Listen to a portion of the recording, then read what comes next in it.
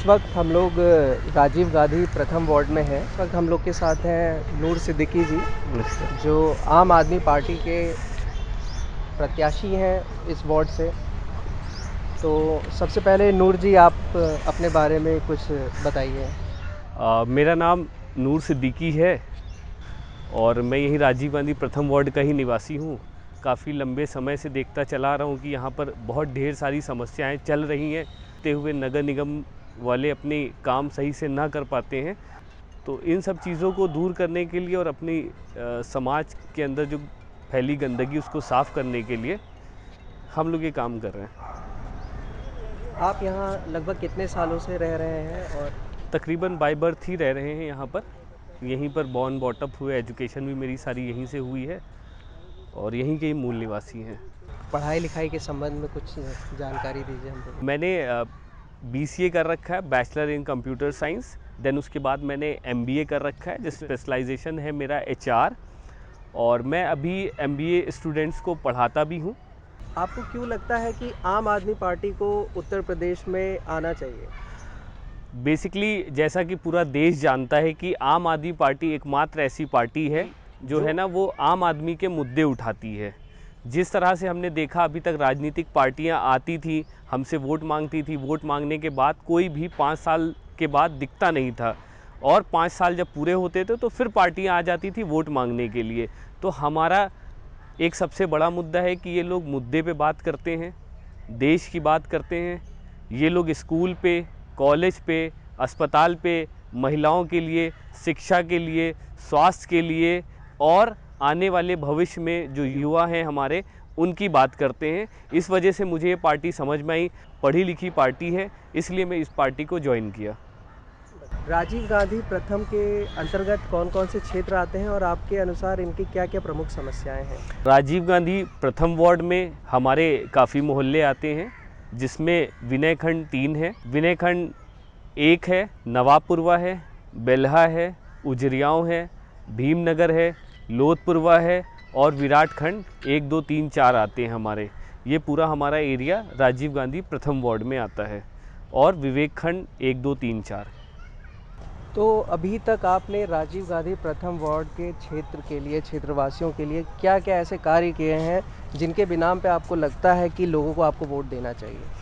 आपने बहुत अच्छा सवाल किया, और जनता को जानना ज़रूरी भी है कि अगर उसके सामने कोई पार्षद प्रत्याशी आ रहा है और घर घर जाके वोट मांग रहे हैं, तो वोट मांगने वाले तो बहुत से लोग आते हैं, लेकिन क्या क्या सामाजिक कार्य किया, तो मैं इसके बारे में आपको ये बताना चाहूँगा कि कुछ टाइम पहले आपने देखा होगा एक महामारी आई थी, कोरोना की महामारी, जिससे हर आदमी, हर व्यक्ति, हर परिवार बहुत ज़्यादा परेशान हुआ था। उसमें हम लोगों ने सैनिटाइजेशन का कार्य कराया था। तकरीबन अपने जितनी भी ज़्यादा से ज़्यादा घरों में हम लोग पहुंच पा रहे थे, वहां पर जाके हम लोगों ने सैनिटाइजेशन का काम कराया था, जिसमें हम लोग घर के अंदर जाते थे और वहां पर जाके एक एक घर के अंदर सैनिटाइजेशन करवाते थे, और वो काम काफ़ी लंबे समय तक हम लोगों ने किया।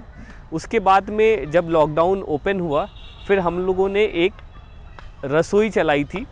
उस रसोई से हम लोग 600 से 700 लोगों को पर डे खाना खिलाते थे, और वो एक ऐसा टाइम था जो मैं मानता हूँ कि दोबारा हम लोगों को ना देखने को मिले तो ज़्यादा बेहतर होगा। हर हॉस्पिटल्स में जाते थे, गोमती नगर के काफ़ी हॉस्पिटल से, काफ़ी झुग्गी झोपड़ी, काफ़ी जगहें ऐसी थी, वहाँ पे जाके फूड का डिस्ट्रीब्यूशन किया। लगातार 3 से 4 महीने तक हम लोगों ने किया। फिर जब वो लॉकडाउन का पीरियड ख़त्म हो गया, फिर मैं जाता था मोहल्लों में, देखता था बहुत गंदगी भरी हुई थी, कहीं पर सीवर लाइन नहीं पड़ी हुई थी, कहीं पर सीवर के ढक्कन टूटे हुए थे, लोग त्रस्त थे, बदबू आती थी, जिससे डेंगू, मलेरिया जैसी ख़तरनाक बीमारियां फैल रही थी। उसको देखते हुए हम लोगों ने नालियां बनवाई, सीवर के ढक्कन लग के, नगर निगम में जाके एप्लीकेशंस दे के बहुत ज़्यादा कठिनाइयों का सामना करना पड़ा। फिर धीरे धीरे हम लोगों ने काफ़ी चीज़ें की, जिसमें स्ट्रीट लाइट सही होना हो गया। उसके बाद ये कार्य करते करते हम लोगों को लगा कि क्यों ना अपने क्षेत्र की समस्याओं पे कुछ अच्छे से काम किया जाए, जिससे ये समस्या परमानेंट के लिए रिजॉल्व हो जाए। फिर हम लोगों ने आगे बढ़ा, और आगे बढ़ते हुए अभी कुछ महीने पहले, 1 से 1.5 महीने पहले, डेंगू की महामारी बहुत अधिकतम स्तर पे थी, हॉस्पिटल सारे फुल थे और लोगों को बेड नहीं मिल रहे थे कि कहाँ पर पेशेंट को रखा जाए।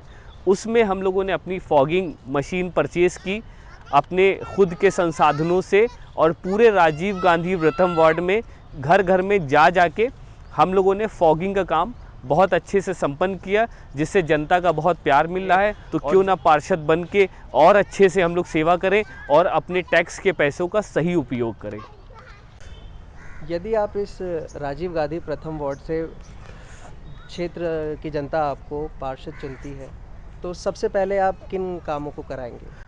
मेरे क्षेत्र के सबसे बड़ा जो मुद्दा है सफाई का मुद्दा है, क्योंकि पार्षद का चुनाव जो होता है ये एक क्षेत्रीय चुनाव होता है, जिसमें जो क्षेत्र की समस्याएं होती हैं, जैसे कूड़ा गाड़ी यहाँ पर नहीं आती है, रोडें गंदी रहती हैं, पार्कों में माली नहीं है, और तो और जितने भी सामुदायिक केंद्र हो गए, पार्क हो गए, या जितने भी पब्लिक प्लेस है उस पर गंदगी का अंबार भरा हुआ है।